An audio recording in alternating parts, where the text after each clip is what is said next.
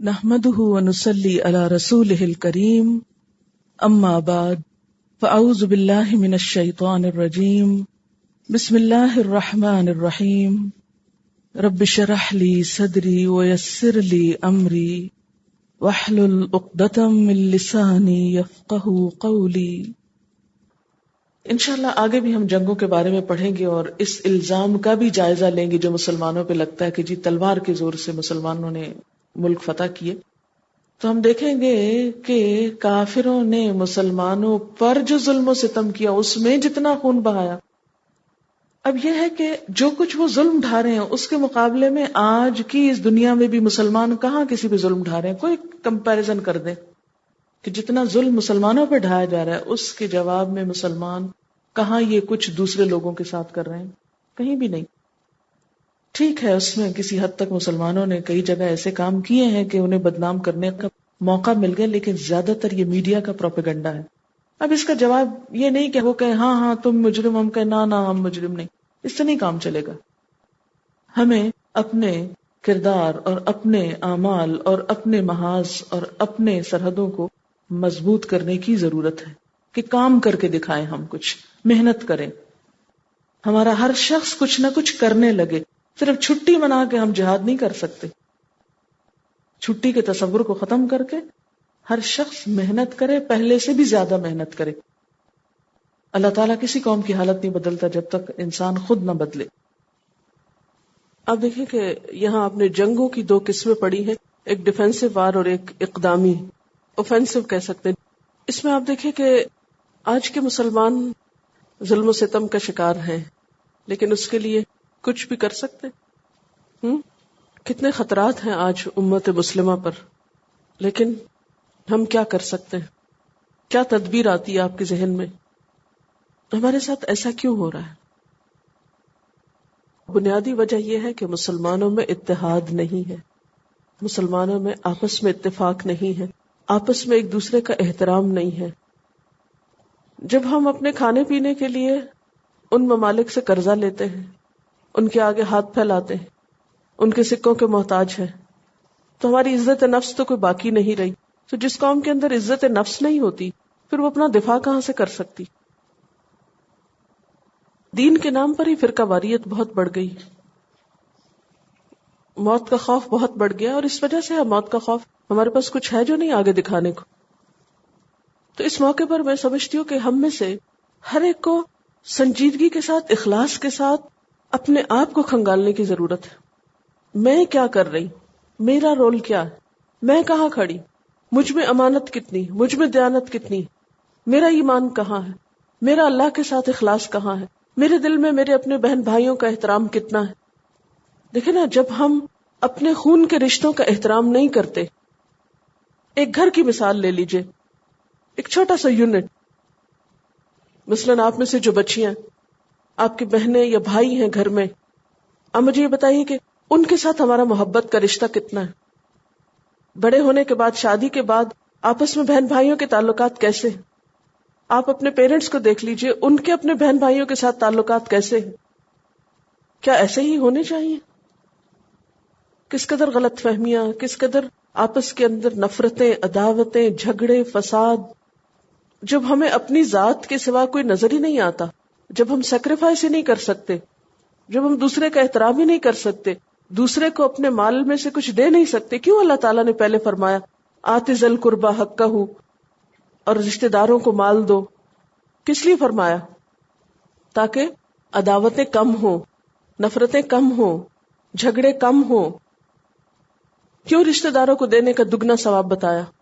کیونکہ چھوٹا سرکل مضبوط ہوگا نا، یہاں آپس کی محبت اور پیار ہوگا، اندر کا یونٹ مضبوط ہوگا تو باہر کے دشمنوں سے انسان مقابلہ کر سکتا ہے۔ پھر اس کے بعد آپ دیکھیں کہ ایک ایک یونٹ کے بعد ایک معاشرہ بنتا ہے نا باہم، ہمارا ہمسایوں کے ساتھ تعلق کیسا ہے، پھر ایک شہر کے رہنے والوں کا آپس میں تعلق کیسا ہے، کس قدر جھگڑے فساد ہیں۔ کیوں؟ اس لیے کہ پھر ہمیں اپنا آپ نظر آتا ہے نا، جو میری ذات ہے، جو میرا رنگ ہے، جو میری زبان ہے، مجھے بس اس زبان والوں سے پیار ہے، یا اس رنگ والوں سے پیار ہے، یا اس کلچر والوں سے پیار ہے۔ تو کیا مومن کی محبت کا معیار زبان ہوتی ہے، رنگ ہوتا ہے؟ نسل ہوتی ہے، کلچر ہوتا ہے. مومن کس کی خاطر محبت کرتا ہے؟ اللہ کی خاطر. حدیث پاک میں آتا ہے من احب للہ و ابغض للہ و آتا للہ و منع للہ فقد استکمل الایمان. جس نے اللہ کی خاطر محبت کی، اللہ کی خاطر بغض رکھا، اللہ کی خاطر کسی کو دیا، اللہ کی خاطر روکا، اس نے اپنا ایمان مکمل کیا. تو جب ہماری محبتوں کی بنیاد ہماری برادری ہو، ہمارا خاندان ہو، ہماری زبان ہو، ہمارا رنگ اور نسل ہو، ہمارا شہر ہو، تو ان لوگوں میں آپس میں احترام اور آپس میں مضبوطی کیسے آ سکتی؟ جب ہر شخص دوسرے کو کاٹنے کو تیار ہو، ہر شخص دوسرے کو حقیر سمجھتا ہو. نبی صلی اللہ علیہ وسلم نے کیا فرمایا تھا؟ المؤمن اخو المؤمن لا یظلمہ ولا یسلمہ ولا یخذلہ. مومن مومن کا بھائی ہے، نہ وہ اسے رسوا کرتا ہے، نہ وہ اسے تنہا چھوڑتا ہے، نہ اس پہ ظلم کرتا ہے. تو جب ہم ہی چھوٹی چھوٹی باتوں پر ایک دوسرے کو لیٹ ڈاؤن کرتے ہیں، حقیر سمجھتے ہیں، فلاں یہ زبان بولتا ہے اس کے اندر تو کوئی خیر نہیں، فلاں اس خاندان سے اس میں کوئی بھلائی نہیں ہوگی. خیر اور بھلائی کے خود ساختہ معیار ہم نے قائم کر رکھے. تو جب آپس میں ہم لڑنے جھگڑنے والے ہوں گے، آپس میں ہماری عداوتیں ہوں گی، تو باہر کے دشمنوں کو آنے کی ضرورت بھی کیا ہے؟ ہم تو خود ہی ایک دوسرے کے لیے کافی ہیں مارنے کو. تو ہمیں سب سے پہلے تو اپنی ذات سے شروع کرنا ہے، اپنے دل سے سب کی نفرت، عداوت، بغض، حسد سب نکال پھینکنا ہے، کیونکہ یہ کباڑ خانہ بن چکا ہے. یعنی جس دل میں یہ سب ویسٹ چیزیں ہیں، ردی کباڑ خانہ جمع کیا ہوا، نفرتیں، عداوتیں، حسد، بغض، یہ بالکل ایسے جیسے کوڑے کا ڈھیر ہوتا ہے نا. آپ سڑک سے گزرتے ہیں، کسی کنارے پر آپ کو کوڑے کے ڈھیر نظر آتے ہیں، اس میں کچرا مختلف طرح کا پڑا ہوا نظر آتا ہے. ہم نے اپنے دلوں کو کچرا خانہ بنا رکھا ہے، اس میں گندی چیزیں بھر رکھی ہیں. ان کو باہر نکالیں گے، ان کو دھوئیں گے، ان کو صاف کریں گے، ان کو چمکائیں گے، ان کو خوشبو والا بنائیں گے، ان کو نور والا بنائیں گے. اس میں اللہ کی محبت ڈالیں گے، رسول کی محبت ڈالیں گے، قرآن کی محبت ڈالیں گے، انسان کی محبت ڈالیں گے، مسلمان کا احترام ڈالیں گے. تو جب ہم ایک اچھے انسان اور ایک مضبوط انسان بنیں گے، تو اگر ہم دنیا میں کوئی بہت بڑا چینج نہیں لا سکتے، اگر ہم روتے دھوتے بھی رہیں گے تو کوئی بہت بڑا ڈفرنس نہیں کر رہے پیدا. یعنی ہمارا کسی کے ساتھ ہمدردی کرنا یہ نہیں ہے کہ ہم ان کی خاطر رو لیں یا آہیں بھر لیں اور ہم سمجھے کہ ہم بہت نیک ہو گئے. ہمیں کچھ کرنا ہے، اور کرنے کی ابتدا اپنی ذات سے، اپنے گھر سے، اپنے ماحول سے، اپنے خاندان سے، اپنی برادری سے. رشتہ داروں کو جوڑیے، ناراض لوگوں کے گھر جائیے، ان کو منائیے. وہ اگر آپ سے برا کرتے بھی ہیں تو آپ ان کے ساتھ اچھا کیجیے. انہوں نے آپ پہ زیادتی کی، فی سبیل اللہ اس کو معاف کر دیجیے. وہ آپ کی کسی خوشی میں شریک نہیں ہوئے، آپ ان کی خوشی میں شریک ہوئیے. انہوں نے غم کے موقع پر آپ کا ساتھ نہیں دیا، دکھ میں آپ کے کام نہیں آئے، آپ ان کے کام آئیے. اور ان سب چیزوں کا اجر اللہ کے پاس ہے. ہم بکروں کو تو قربان کر لیتے ہیں، ان کے گلے پہ تو چھری پھیر لیتے ہیں، لیکن اپنے برے جذبات کو قربان نہیں کر سکتے، اپنے اندر کے بتوں کے اوپر چھری نہیں پھیر سکتے، اپنی حسد نفرت ختم نہیں کر سکتے. کیا ایمان ہے ہمارا؟ تو اس لیے ہمیں خود سے ابتدا کرنی، اپنے سے شروع کرنا ہے. اللہ تعالیٰ کا وعدہ ہے اور تاریخ میں ایسا ہوا ہے کہ جب اہل ایمان کے اندر واقعی سچا ایمان پیدا ہوا ہے تو ایک ایک جو ہے وہ کئی 100 پہ بھاری ہوا. پھر خود بخود معاشرے میں چینج آتا گیا ہے. پھر دشمنوں کے دل میں ایسے مسلمانوں کا روب پڑا ہے، وہ ان سے خوف کھاتے تھے. ہم سے تو کوئی خوف نہیں کھاتا. ہماری زندگی بے مقصد ہے، ہماری زندگی میں کوئی ٹارگٹ نہیں، ہم محنت کرنا نہیں جانتے. ہم کس بات پہ پریشان ہیں؟ ہم کون سے دین کی خدمت کی بات کرتے ہیں؟ جب ہماری ساری زندگی بڑی روٹین میں گزر رہی ہے، خود سے لڑیے. باہر جنگ کرنے سے پہلے اندر سے جنگ کیجیے. تو جو اپنے اندر جنگ کر لیتا ہے نا، خود سے لڑ سکتا ہے، پھر وہ پوری دنیا کے مقابلے میں بہادر ہو جاتا ہے. کسی چیز کی بے عزتی محسوس نہ کرے، کسی چیز سے نہ ڈرے، کسی کی باتوں میں نہ آئے، سب روٹھے رشتہ داروں کو منائے، سب بہن بھائیوں سے معافی مانگے آپس میں. الفاظ کی وضاحت. نیا لفظ ہے آگے جا کر تہلکہ. تہلکہ ہے لام کاف ہلاکا سے ہے، کسی چیز کا اپنے پاس سے جاتے رہنا، خواہ وہ دوسروں کے پاس موجود ہو، کسی چیز میں خرابی پیدا ہونا، پھر تہلکہ کا معنی عذاب، موت، فقر. پھر ہے آیت 196 میں احصرتم، ہے سوادرے اس کا روٹ ہے روکنا، رکاوٹ ڈالنا. اسی سے لفظ حصار ہے. آپ نے کبھی لفظ سنا ہوگا حصار. حصار باندھ لیا، کیا معنی ہوتا ہے؟ ارد گرد ایک گھیرا، رکاوٹ. تو یہ ظاہری اور باطنی دونوں طرح کی رکاوٹ کے متعلق بولا جاتا ہے. جیسے دشمن کا آڑے آ کر روک دینا یا مرض وغیرہ کی وجہ سے رک جانا. پھر ہدی ہے دالیے ہدیون، ہدیتن کی جمع ہے. ہدیہ اردو میں استعمال ہوتا ہے نا، کس کے لیے؟ تحفے کے لیے. تو قربانی کا وہ جانور جو ذبح کے لیے بیت اللہ کی طرف بھیجا جائے اس کو ہدی بولتے ہیں، کیونکہ وہ بھی ایک طرح سے تحفہ ہوتا ہے نا. پھر ہے تحلقو، ہے لام قاف، حلق ہوتا ہے بال صاف کرانا، منڈوانا. پھر محلہ، ہے لام لام، کسی مقام پر اترنے کی جگہ. پھر نسک ہے نون سین کاف، نسیکہ کی جمع، قربانی کا وہ جانور جو تقرب اللہ کے لیے قربان کیا جائے. تو اب نسیکہ اور ہدی میں فرق کیا ہے دونوں قربانی کے جانور، لیکن ہدی وہ ہوتا ہے جو بیت اللہ کی طرف بھیجی جائے اور نسیکہ کہیں بھی ہو سکتی. ٹھیک ہے، چلیے. پھر فرمایا الشہر الحرام بالشہر الحرام، ماہ حرام بدلے ماہ حرام کے. اس کا کیا مطلب ہے؟ عربوں کے ہاں حضرت ابراہیم علیہ السلام کے دور سے ہی کچھ مہینے ایسے تھے کہ جن میں جنگ نہیں ہو سکتی تھی، کیونکہ قافلوں کو حج اور عمرہ پرفارم کرنے کے لیے آنا جانا پڑتا تھا. اب اس کا حل کیا نکالا گیا کہ کیا کیا جائے؟ ہوا یہ کہ اس میں ذیقعد، ذوالحج، محرم اور عمرے کے لیے رجب کا مہینہ خاص کر دیا گیا. ان کو ماہ حرام قرار دیا گیا. ذیقعد، ذوالحج، محرم. ذیقعد سے لے کر محرم تک حج کے لیے قافلے آتے اور جاتے تھے اور رجب میں عمرہ ہوتا تھا. تو ان مہینوں میں جنگ بند تھی.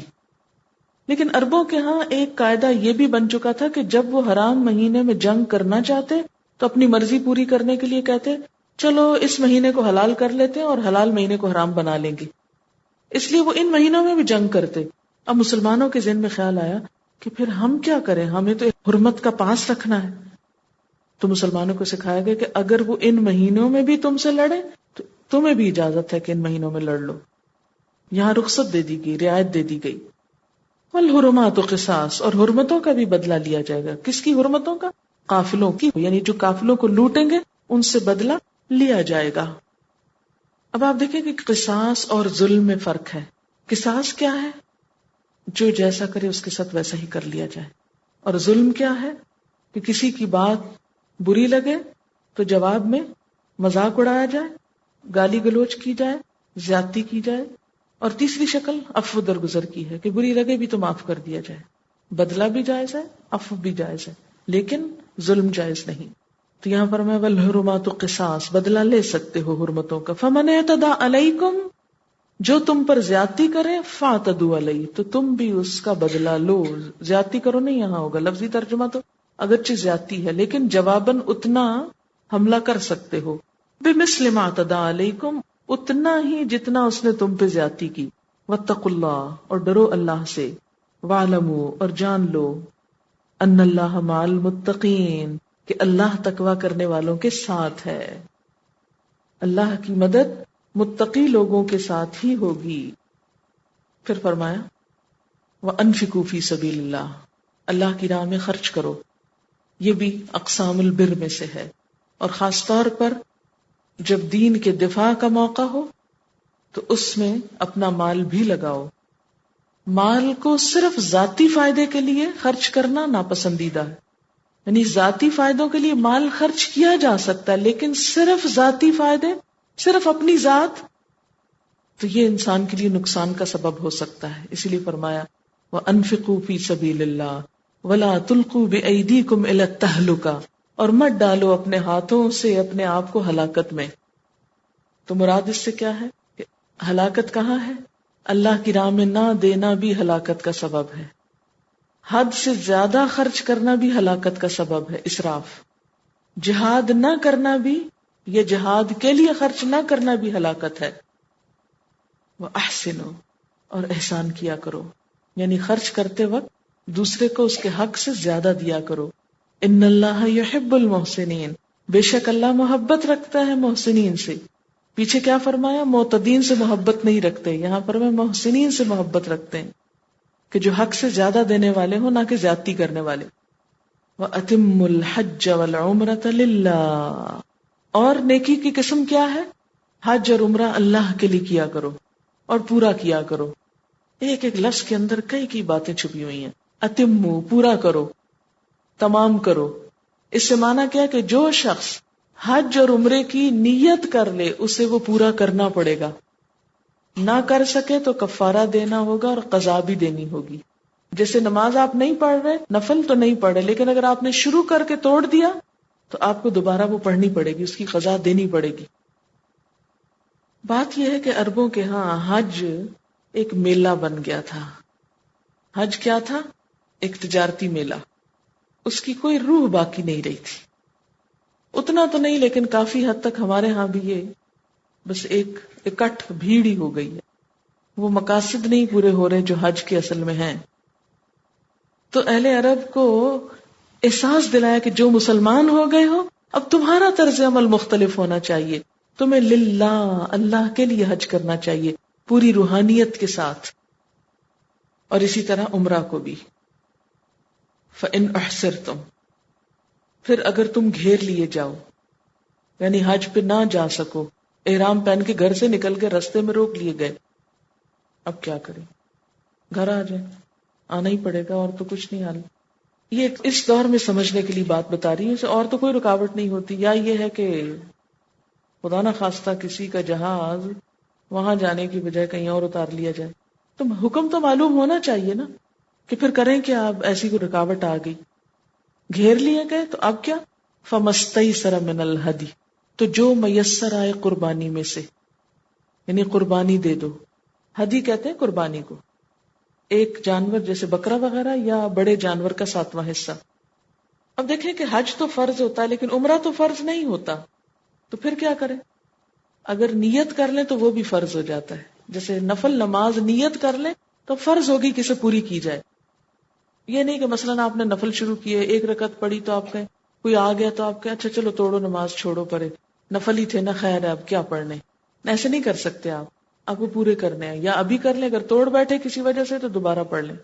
اسی طرح عمرہ نفل ہے، لیکن اگر آپ نے احرام پہن لیا اور نکل گئے اور روک لیے گئے تو فرض ہے، اب اس کی قضا دینی ہوگی۔ اس کی دلیل کیا ہے؟ نبی صلی اللہ علیہ وسلم جب صلح حدیبیہ کے سال عمرہ نہ کر سکے تو اگلے سال انہوں نے عمرۃ القضاء کیا۔ اسی لیے احرام باندھتے ہوئے یہ نیت کر لی جانی چاہیے کہ وہ محلی من الارض حیث تحتبسنی، کہ میرا حلال ہونا وہاں ہوگا جہاں مجھے روک لیا جائے، یعنی جہاں مجھے روک لیا جائے گا وہاں سے میں حلال ہو جاؤں گا۔ ولا تحلقوا رؤوسکم حتی یبلغ الہدی محلہ، اور مت منڈواؤ اپنے سروں کو یہاں تک کہ قربانی اپنی حلال گاہ کو پہنچ جائے۔ اس سے ایک اور بات پتہ چلتی، قربانی واپس آ کے نہیں کرنی ہے آپ نے، یا اپنے گھر میں نہیں قربانی یہ ہو سکتی۔ یہ قربانی کہاں ہوگی؟ خود نہیں جا سکے قربانی کے جانور بھیجو، وہاں جا کے کرواؤ، یعنی ان جانوروں کو آگے بھیج دو۔ اب آج کے دور میں تو جانور جہاز پہ ساتھ نہیں لے جائیں، تو پھر کیا ہوتا ہے؟ وہیں پر آپ کسی کو ٹیلی فون کر سکتے ہیں، کسی کمپنی کو کہہ سکتے ہیں کہ یہ ہم پیسے ڈرافٹ بھیج رہے ہیں، ہمارے حصے کو، جیسے شرکت الراجحی ہے، وہ لوگوں سے پیسے لے کے قربانیاں ان کی کر دیتے ہیں، تو وہ وہاں قربانی کرا دیں مینا کے اندر۔ یہ ریچول ہے نا، اس لیے پابندی کہ وہیں قربانی ہو۔ وَلَا تَحْلِقُوا رُؤُوسَكُمْ حَتَّى يَبْلُغَ الْهَدْيُ مَحِلَّهُ، اور سر نہیں منڈوانا اس وقت تک جب تک کہ قربانی ہو نہ جائے، اپنی جگہ نہ پہنچ جائے۔ پھر کیا ہے؟ فَمَنْ كَانَ مِنْكُمْ مَرِيضًا، جو کوئی بیمار ہو جائے، او بِهِ أَذًى مِّن رَأْسِهِ، یا اس کے سر میں کوئی تکلیف ہو جائے کہ سر منڈوا ہی نہیں سکتا، کوئی زخم ہو گیا، چوٹ لگ گئی، پھٹ گیا، تو اب کیا کرے؟ فَفِدْيَةٌ مِّن صِيَامٍ، روزے سے فدیہ دے، او صدقۃ، یا صدقہ کرے، او نسک، یا قربانی کرے۔ اب یہاں تو قرآن میں کوئی نہیں لکھا ہوا کہ کتنے روزے رکھے. اب ذرا عمل کریں قرآن پہ خود ہی. لوگ کہتے ہیں حدیث دین میں اختلاف پیدا کرتی، کہتے ہیں نا. میں نے تو بہت دفعہ یہ بات سنی، لوگ کہتے ہیں اگر سب لوگ صرف قرآن کو پڑھیں تو کوئی اختلاف نہیں ہوگا. اختلاف شروع ہوتا ہے جب لوگ اپنے اپنے مسئلے نکالتے ہیں. ہاں اپنے اپنے نکالیں تو ہوتا ہے، لیکن اگر سب لوگ سنت کے مطابق چیز لے لیں تو نہیں ہوتا. مثلاً اب آپ نے روزے رکھنے ہیں، آپ چھوڑیں حدیث کو ایک طرف رکھیں، اب سب ذرا بتائیں کتنے رکھنے چاہیے. کیا اگر ہر ایک کا جواب الگ الگ نہ ہو تو اختلاف ہوا یا نہیں؟ یہ تو زیادہ اختلاف کا سبب ہے. تو اسلام کے بہت سے احکامات نبی صلی اللہ علیہ وسلم نے ان کا حل پیش کر دیا کہ یہ لو، اس طرح کر لو، جھگڑا ختم ہو گیا. کیونکہ قرآن میں بھی آتا نا وَإِن تَنَازَعْتُمْ فِي شَيْءٍ فَرُدُّوهُ إِلَى اللَّهِ وَرَسُولِهِ. اگر جھگڑا ہو جائے کسی چیز میں تو اللہ اور رسول کی طرف لوٹا دو. تیسرا کسی اور کا نام نہیں لیا گیا کہ کسی اور کی طرف لوٹاؤ، یعنی دین کے معاملات میں، دنیا نہیں، دین کے معاملات میں، عبادات وغیرہ میں. ہاں کچھ چیزیں ایسی ہیں کہ جہاں انہوں نے بھی خاموشی اختیار کی، پھر ہم پہ چھوڑ دیا. اچھا اب دیکھتے ہیں کیا ہوتا ہے. یہی چیزیں ہمارا ٹیسٹ ہے. ان میں اجتہاد ہوگا، اس اختلاف کو برداشت کرنا ہوگا تاکہ دین میں ایک وسعت آئے، خوبصورتی آئے. اور اسی ٹیسٹ میں ہم لوگ ناکام ہو رہے ہیں. کیا ہم سب مسلمان جو مثلاً اس شہر میں رہتے ہیں، مسلمان نہیں، سب کلمہ پڑھتے ہیں نا، سب کہتے ہیں اشہد ان لا الہ الا اللہ اشہد ان محمدن عبدہ ورسولہ. اگر ویسے نہ بھی کہیں تو اذان میں سنتے ہیں نا روز، اس کا جواب دیتے ہیں نا. اس کا جواب کیا ہے؟ اشہد ان لا الہ الا اللہ کا، اشہد ان لا الہ الا اللہ. سب کو جواب میں یہ کہنا پڑتا ہے. پھر کیا وجہ ہے کہ آپس میں نفرتیں ہیں؟ سب نماز پڑھتے ہیں نا، کدھر منہ کرتے ہیں؟ سب ادھر ہی منہ کرتے ہیں. پھر اختلاف کیوں ہے؟ مخالفت کیوں؟ اختلاف تو ہوگا، مخالفت کیوں ہے؟ اختلاف کیا ہے؟ مثلاً ایک اگلی صف میں کھڑا ہے، ایک پچھلی میں کھڑا ہے، ایک دائیں کھڑا ہے، ایک بائیں. لیکن مخالفت کیا ہے کہ اگلے والے پچھلوں کو برا کہیں، پچھلے والے اگلوں کو کہیں، دائیں والے بائیں کو، بائیں والے مشرق اور مغرب کی طرف کھینچیں. فللہ المشرق والمغرب. یہ کوئی بڑی بات نہیں ہے. ہاں؟ بات یہ ہے کہ یہ ہماری آزمائش ہے، امتحان ہے کہ یہ چھوٹے چھوٹے فقہی مسلکوں کے اختلاف گوارا کر لیں. جو کرنا چاہتا ہے نا اسے کرنے دیں، اس کی ٹانگ نہ کھینچے، اس کو اپنے اوپر لا کے ادھر ہی پکا کرنے کی کوشش نہ کریں کہ نہیں جب تک تم یہ نہیں کرو گے تو تم تو مسلمان نہیں. یہ جو کفر کے فتوے لگ رہے ہیں نا، یہ انہی چیزوں پہ لگ رہے ہیں. کیا اللہ یہ نہیں کر سکتا تھا کہ جن چیزوں میں اجتہادی اختلاف ہے ان میں بھی ایک ورڈکٹ، ایک قانون دے دیتا، یہ کر لو؟ کر سکتا تھا نا، لیکن اس نے نہیں کیا. اس لیے کہ اگر ہر چیز میں قانون بنا دیا جائے، چلنا دھوبر ہو جائے. اگر سڑک کے اوپر ہر ایک گاڑی کے لیے لائنیں کھینچ دی جائیں کہ بس اس باریک لائن کے اندر تم نے رہنا، دیکھیں کتنی مشکل ہو جائے ڈرائیونگ. اگر آپ کو کہیں چلنے کے لیے ایک لکیر کھینچ دی جائے کہ اس لکیر کے فقیر بن جاؤ، بس اس کے اوپر ہی پاؤں رکھنا ہے تو آپ گرنے لگ جائیں، مصیبت ہو جائے چلنا. تو اللہ تعالیٰ نے ہمیں بہت سی چیزوں میں ذرا سہولت دے دی کہ چلو کچھ یہ کر لیں، کچھ وہ کر لیں، وسعت رکھ دی. اب جیسے نماز کے اوقات میں کتنی وسعت ہے. فجر کا وقت ایسا تو نہیں کہ 5 منٹ کے اندر شروع اور 5 میں ختم، نہیں. ظہر کا وقت کتنا لمبا وقت ہوتا ہے. اب کوئی شخص اگر پہلے وقت میں پڑھ رہا ہے اور دوسرا دوسرے میں، تو دونوں ایک دوسرے سے لڑنے کھڑے ہو جائیں. لڑنا چاہیے ان کو؟ نہیں. یہ وسعت تو اللہ نے خود رکھی ہے. تو جو وسعتیں اللہ نے رکھ دی ان کو رکھو اور ان کی بنا پر مت جھگڑو. تو میں یہاں یہ بتانا ہی چاہ رہی تھی کہ اگر ہر کوئی خود فیصلہ کرنے لگے کہ کتنے روزے رکھیں، کتنا صدقہ دیں، کتنی قربانیاں کریں، تو نہیں ہم فیصلہ کر سکتے. لہٰذا ہمیں کہاں دیکھنا ہوگا؟ نبی صلی اللہ علیہ وسلم کی طرف کہ آپ نے کیا فرمایا. حدیث میں وضاحت ہے 3 روزے، 6 مسکینوں کا کھانا، آدھا سا گندم. سا کہتے پیمانہ ہے، گندم. روزوں کے علاوہ دوسرے 2 فدیوں میں کچھ اختلاف ہے. بعض کے خیال میں مکہ میں، یعنی مکہ کے اندر، اور بعض کے نزدیک کیا ہے کسی بھی جگہ ہو سکتے ہیں. اچھا چلیے. من سیامن، روزہ کتنا؟ 3. صدقہ نصف سا گندم. نسک قربانی، یعنی ایک جانور قربان کرنا. اس میں ایک بکری کا حکم ہے. فَإِذَا أَمِنْتُمْ، پھر جب تم امن میں آ جاؤ. فَمَن تَمَتَّعَ بِالْعُمْرَةِ إِلَى الْحَجِّ، تو جو فائدہ اٹھانا چاہے عمرے کا حج تک، یعنی عمرہ اور حج ایک سفر میں کرنا چاہے. فَمَسْتَيْسَرَ مِنَ الْحَدْيِ، تو جو میسر آئے قربانی میں سے وہ کر لے. یعنی حج پر قربانی کرنی ہوگی. لیکن کون سے حج پر؟ حج تمتع پر. یاد رکھیں حج تمتع اور قران میں قربانی ہے، افراد میں قربانی واجب نہیں. اب آپ کہیں گے وہ کیا ہوتا ہے، وہی کیوں نہ کر لیں؟ وہ آپ نہیں کر سکتے، وہ مکہ والے کیا کرتے ہیں. جی. فَمَن لَّمْ يَجِدْ فَصِيَامُ ثَلَاثَةِ أَيَّامٍ، تو جس کو اب قربانی نہ ملے وہ کیا کرے؟ دے ہی نہیں سکتا، غریب آدمی ہے، میسر ہی نہیں، 3 روزے رکھ لے. فی الحج، حج کے دنوں میں. یہ کون سے ایام حج؟ یعنی پہلی ذی الحج سے لے کر 9 تک. وَسَبْعَةٍ إِذَا رَجَعْتُمْ، اور 7 جب تم واپس گھر آ جاؤ، اپنے ملک آ جاؤ. تِلْکَ عَشَرَةٌ کاملہ، یہ 10 مکمل ہوئے. ذالک، یہ حکم، لمن، واسطے اس کے ہے جو لم نہ یکن ہو اہلہ، اس کے گھر والے، حاضر المسجد الحرام، مسجد حرام کے قریب. جن لوگوں کا گھر مسجد حرام یعنی مکہ میں نہ ہو، یہ حکم ان کے لیے ہے. جو مکہ میں ہو وہ کیا کر سکتے ہیں؟ ان کے لیے خالی حج ہے، قربانی نہیں ہے. وہ قربانی تو صاحب حیثیت ہی دے گا نا، لیکن جو یہاں سے حج کرنے کو جائے گا اسے قربانی کا بھی ساتھ انتظام کرنا ہوگا. واتقوا اللہ، پھر فرمایا اللہ سے ڈرو. ہر حکم کے آخر میں واتقوا اللہ ہے. کتنا دہرایا تقویٰ.